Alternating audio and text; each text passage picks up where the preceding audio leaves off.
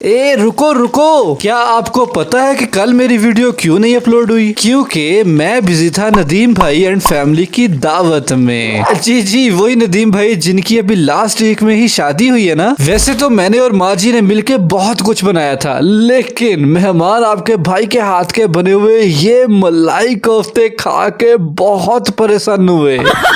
बाहर से सॉफ्ट, अंदर से क्रीमी सरप्राइज और ऊपर से वो मलाई वाली ग्रेवी। हाय, तो मैंने सोचा फूड फिक्शन भाई अवैस यार की सारी फैमिली को इसके सारे राज बताता हूँ कि आपके कोफ्ते पकाते वक्त क्यों टूट जाते हैं, ग्रेवी सिल्की एंड स्मूथ कैसे बनती है, और वो रेस्टोरेंट वाला टेस्ट वो कैसे आएगा। ये सब कुछ मैं आपको इसी वीडियो में एक्सप्लेन करूंगा, और वो भी बिना चॉपर वाली मशीन के। चलो फिर।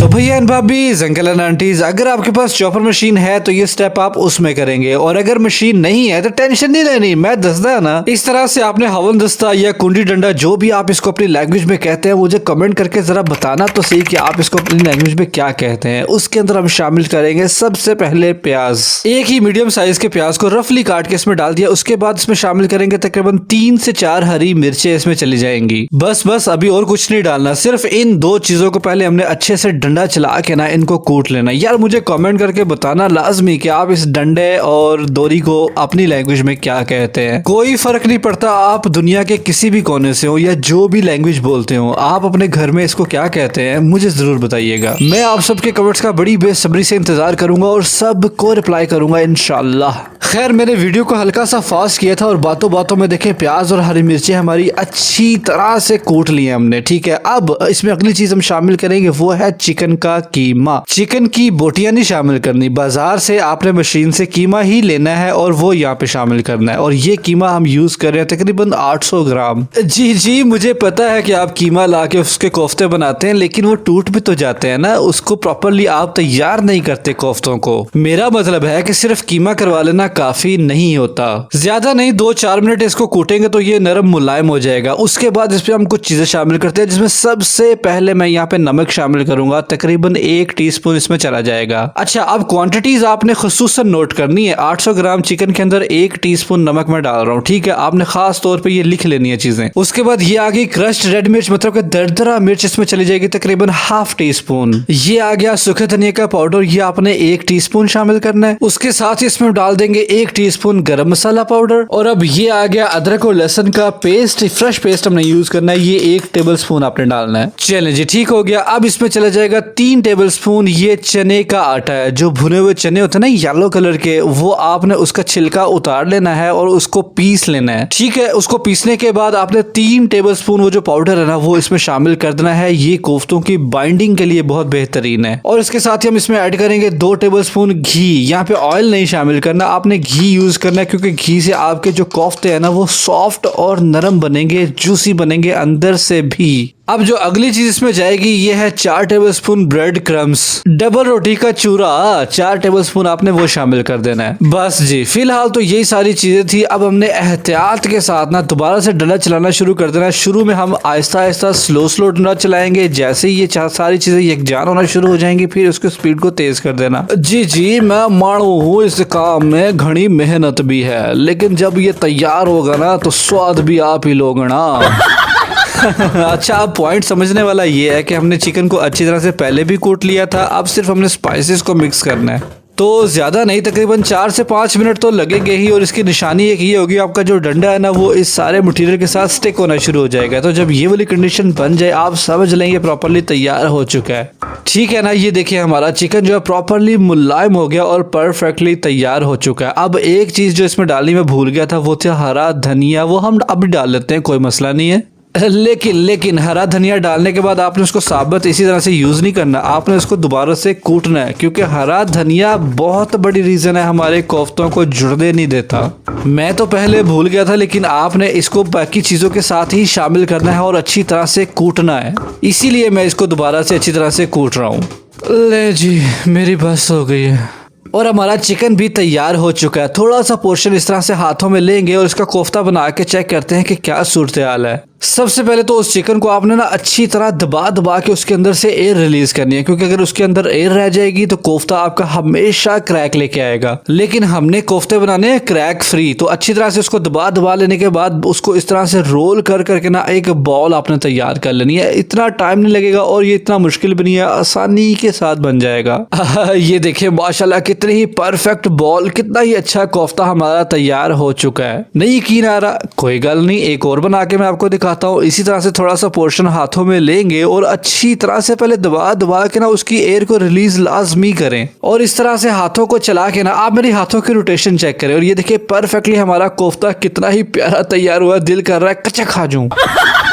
लेकिन हौसला हौसला, अभी काफी काम पड़ा है। तो ये सारे कोफ्ते देखे हमारे तैयार हो गए हैं, इनको उठा के रख लेंगे, हल्का सा रेफ्रिजरेटर में रख ले ताकि ये सेट हो जाए। अब हम मजेदार चीज तैयार करेंगे। ये छोटा ले लिया है हमने ब्लेंडिंग जार, और उसमें शामिल किया है सबसे पहले प्याज। अगर बड़े साइज का प्याज है तो एक ही काफी है, नहीं तो मीडियम साइज के आप 2 प्याज कर लीजिए। और अगर टेबलस्पून में क्वांटिटीज बताऊं तो तकरीबन 4 टेबलस्पून प्याज हमें चाहिए होगा। उसके बाद इस पे हम शामिल करेंगे तकरीबन 3 टेबलस्पून काजू। याद रहे ये व्हाइट काजू है, रोस्टेड वाले नहीं है। ये आ गई तकरीबन 4 से 5 छोटे साइज की हरी मिर्चें भी इसमें चली जाएंगी, और थोड़ा सा पानी, मतलब 3 से 4 टेबलस्पून पानी इसमें शामिल कर लेंगे। अब ये हमारी चीजें तैयार है। इस ब्लेंडिंग जार को यहाँ से उठा लेंगे और मशीन के ऊपर लगा के अच्छे से ब्लेंड करके ले आना। अब चलते हैं इस सारी कहानी के आखिरी हिस्से की तरफ। यहाँ पे एक कढ़ाई में हमने ऑयल शामिल किया, तकरीबन 3 टेबलस्पून काफी रहेगा, और उसको ऑयल को गर्म होने के बाद उसमें हम शामिल करेंगे तकरीबन 1 टीस्पून जीरा। अब जीरे को हमने बहुत ज्यादा देर के लिए पकाना बिल्कुल भी नहीं है, उसको जलाना नहीं है। हल्का सा मिक्स करने के बाद यहाँ पे अगली चीज हम डालेंगे अदरक और लहसुन का फ्रेश पेस्ट जो हमने बनाया था ना, वो 1 टेबलस्पून इसमें डाल देना।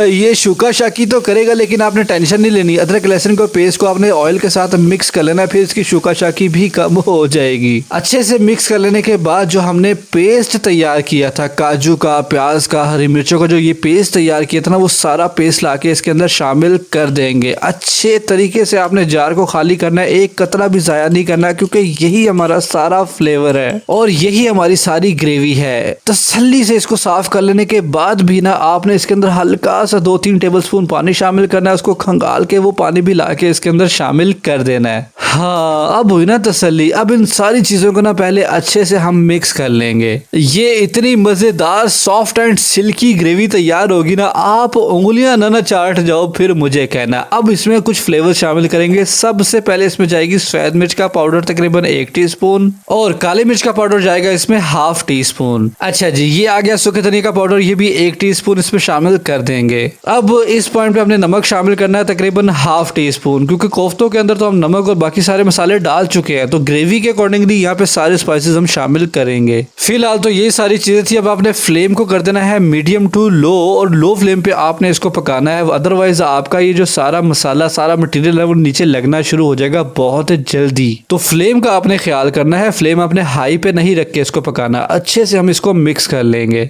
जब सारे मसाले वगैरह ग्रेवी के साथ मिक्स हो जाए, फिर इस पॉइंट पे हमने इसमें शामिल करना है 1/2 कप पानी। पानी की जरा डिफरेंट कहानी है, पानी डिफरेंट स्टेजेस में ऐड होगा। इस स्टेज में हमने 1/2 कप पानी शामिल करके इसको ग्रेवी के साथ अच्छे से मिक्स कर लेना, ताकि हमारी जो ग्रेवी है वो जरा नरम हो जाए। और ये पानी एक और काम करेगा, हमारे कोफ्तों को गलाने में भी हेल्प करेगा। तो जब ये अच्छे से मिक्स हो जाए ना, इस पॉइंट पे हमने इसमें शामिल करने हैं जो हमने कोफ्ते तैयार करके रखे थे ना, तकरीबन 5-7 मिनट तो वो फ्रिज में पड़े रहे, तो वो अच्छे से सेट हो गए, वो सारे लाके इसमें शामिल कर देंगे। अब यहाँ पे अक्सर लेडीज एक गलती करते हैं कि इसमें चम्मच को चलाती हैं, जिसकी वजह से हमारे कोफ्ते जो है ना वो टूट जाते हैं और वो भुरभुरे से हो जाते हैं। ना, चम्मच आपने बिल्कुल भी नहीं चलाना। कढ़ाई को उठा के हल्का सा इस तरह से आप घुमाएंगे ना, तो कोफ्ते हमारे कढ़ाई के अंदर सेट हो जाएंगे। ये देखिए कोफ्ते सेट हो गए ना, बस अब आपने कुछ नहीं करना, फ्लेम को कर देंगे मीडियम और इसके ऊपर ढक्कन लगा देंगे और बस इसको पकने देना आपने। इसकी स्टीम के अंदर ही हमारे कोफ्ते अच्छे से पकेंगे। जो 1/2 कप पानी शामिल किया था ना, उसी पानी की स्टीम बनेगी, कोफ्ते उससे गलेंगे और उसी पानी की वजह से हमारी जो ग्रेवी है वो नीचे लगेगी नहीं। लेकिन उस बेचारे पानी ने सारी जिंदगी तो साथ देना नहीं है, उसने सिर्फ 5 मिनट बड़ी मुश्किल से गुजारने हैं और 5 मिनट ही आपने इसको देने हैं। इससे ज्यादा टाइम आप देंगे तो नीचे से लगना शुरू हो जाएगा। तो 5 मिनट के बाद जब ढक्कन को उठाएंगे ना तो अब हमने इसके अंदर चम्मच हम चला सकते हैं, क्योंकि कोफ्ते हमारे तकरीबन 70 to 80% जो है वो स्टीम के साथ ही पक गए हैं और उन्होंने अपनी शेप को भी मेंटेन कर लिया है। अब ये नहीं टूटेंगे। लेकिन चम्मच चलाने का एक तरीका है। चम्मच को आपने कढ़ाई के साथ साथ चलाना है, कोफ्तों के ऊपर नहीं चलाना। आप मेरे चम्मच को देखें किस तरह से मूव कर रहा है। ठीक हो गया, समझ आ गई ना। तो अच्छे से हमने इसको एक दफा मिक्स कर लेना ताकि अगर वो लग रहे थे नीचे से तो वो जरा सेट हो जाए। उसके बाद अब इसमें शामिल करेंगे हम लोग दही। लेकिन दही को शामिल करने से पहले ना उसकी जरा अच्छी तरह फेंटी ला लेना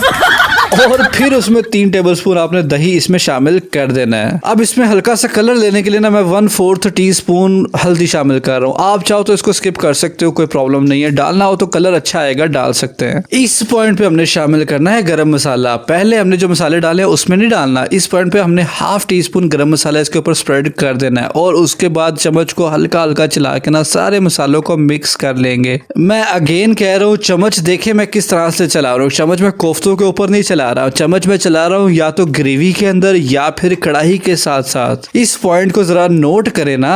अब होगा पता क्या कि दही ने पानी छोड़ना है थोड़ा थोड़ा और हमारे कोफ्ते भी तकरीबन 15 to 20% जो है वो रह गए हैं। तो यहाँ पे हम शामिल करेंगे तकरीबन 3 से 4 टेबलस्पून पानी मजीद डालेंगे और हल्का सा मिक्स करने के बाद ना दोबारा इसके ऊपर ढक्कन लगा देंगे। इस दफा हमने सिर्फ 2 मिनट के लिए ढक्कन लगाना है और जब ढक्कन उठाएंगे तो माशाल्लाह बड़ी परफेक्ट कंडीशन आ गई है। हमारी ग्रेवी जो है वो पकने लगी है। यहाँ पे आप नोट करें ग्रेवी के अंदर ना बबल्स उठना शुरू हो चुके हैं। ये निशानी होती है कि आपकी ग्रेवी परफेक्टली तैयार हो चुकी है। लेकिन अभी हमने इसमें शामिल करना है मक्खन, तकरीबन 3 टेबलस्पून, क्योंकि इसी मक्खन से इस पॉइंट के ऊपर इस पे हल्का सा तड़का लगेगा और इसमें हल्की हल्की तरी निकल के आएगी और वो चीज इस रेसिपी में बहुत जरूरी है। तो बस चम्मच को हल्का हल्का चलाते रहे, मक्खन आहिस्ता आहिस्ता मेल्ट होता रहेगा। याद रहे यहाँ पे फ्लेम हमने लो रखी हुई है, ठीक है। और इसी पॉइंट पे मैं इसमें क्रीम शामिल कर दूंगा, तकरीबन 4 टेबलस्पून यहाँ पे चली जाएगी। बस हमारी मलाई कोफ्ता जो है वो अब आखिरी स्टेजेस में है। अच्छे से हमने इसको मिक्स कर लिया है। अब जरा खूबसूरती को मजीद बढ़ाएंगे ना, इसमें शामिल कर देंगे हरा प्याज और हरा धनिया। इन चीजों को भी आपने ग्रेवी के साथ अच्छे से मिक्स कर लेना। मैं आपको ग्रेवी उठा के दिखाता हूँ। ये देखिए माशाल्लाह कितनी ही स्मूथ एंड सिल्की ग्रेवी हमारी तैयार हो चुकी है। लेकिन अभी इसमें तरी निकलेगी तो उसके लिए आपने इसको मिक्स करने के बाद बस छोड़ देना है। हल्की सी आंच आपने चूल्हे की चलने देनी है और बस इसको पड़ा रहने देना है। इसमें तरी खुद ही निकल आएगी। ये देखें तकरीबन 1-1.5 मिनट ही सिर्फ पड़ा रहने के बाद इसमें तरी जो है वो निकल आई है और कितनी ही ज़बरदस्त हमारी रेसिपी जो है बिल्कुल तैयार हो चुकी है। चम्मच चलाना छोड़ देंगे तो ही तरी निकलेगी, ये मेरा पॉइंट आप नोट कर लें। ठीक हो गया, चम्मच चलाते रहेंगे तो तरी नहीं आएगी। अब इसको हम कर लेते हैं सर्व। माशाल्लाह सुभान अल्लाह, मैं अपने सोने परवरदिगार का लाखों करोड़ों दफ़ा शुक्र अदा करता हूँ कि इतने मज़ेदार और यम्मी यम्मी खाने उसने हमारे नसीब में किए। आपने जब नरम गरम कोफ्ते को तोड़ के ग्रेवी में डिबो के खाना है ना तो भाई साहब स्वाद का लफ्ज़ भी इसके लिए छोटा है। मैं सच्ची कह रहा हूँ, बहुत दफ़ा आपने मलाई कोफ्ता घर पे बनाया होगा, लेकिन एक दफ़ा ये वाला तरीका आजमा के तो देखो। आप खुद मुझे कमेंट करने आओगे, ज़रूर आओगे और बताओगे कि जी भाई मजा आ गया। और हाँ, अगर वीडियो देखते देखते यहाँ तक आ ही गए हो तो भाई नदीम भाई एंड फैमिली को शादी की मुबारकबाद कमेंट सेक्शन में जरूर देते जाना। और कैसी लगी आपको रेसिपी ये भी आपने मुझे कमेंट करके लाजमी बताना है। मैं मिलूंगा आपसे अगली और किसी बहुत ही जबरदस्त रेसिपी वीडियो के साथ। तब तक के लिए दुआ में जरूर याद रखिएगा और मेरा इंतजार कीजिएगा। अल्लाह हाफिज।